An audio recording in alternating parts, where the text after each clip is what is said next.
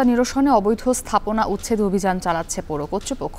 গুড়িয়ে দেওয়া হচ্ছে শহরের বিভিন্ন ড্রেন ও ফুটপাত দখল করে নির্মিত স্থাপনা।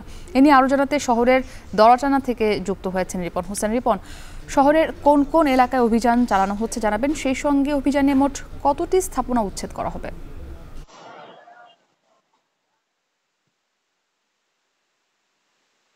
আমরা দেখেছি যে প্রায় ১.৫ শতাধিক যে ছোট ছোট দোকানঘর স্থাপনা রয়েছে সেগুলো উচ্ছেদ করা হয়েছে। আমরা দেখেছি যে শহরের দড়াটানা, ভৈরব চত্বর, ঘোপ, শঙ্করপুর, আহ, আহ, এই অঞ্চলগুলোতে আসলে যে ড্রেন রয়েছে, যে শহরের যে দুপাশের রাস্তা রয়েছে সেই রাস্তার যে হকারের যে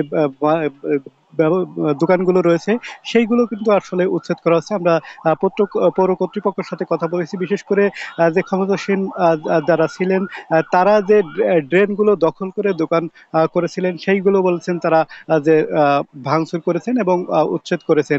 পাশাপাশি নতুন করে যাতে আবার মানুষ এখানে আবার স্থাপনা গড়ে তুলতে না পারে সেজন্য তারা নজরদারি রাখবেন। বলছেন যে শহরের ভিতরে যে জলাবদ্ধতা নিরসনের জন্য কিন্তু এটা তারা করছেন। বিশেষ আর শহরের রাস্তাগুলো যানজট নিরসনের জন্য এটি করা হয়েছে, মানুষ যাতে নির্বিঘ্নে চলাচল করতে পারে সেজন্য তারা এই ফুটপাত দখলমুক্ত আসলে করছেন। তবে মাঠের বাস্তবতা আমরা দেখছি যে একপাশে ফুটপাত দখল হচ্ছে, অন্য পাশে আবার উচ্ছেদ হচ্ছে, এমন কিন্তু মাঠের বাস্তবতা রয়েছে।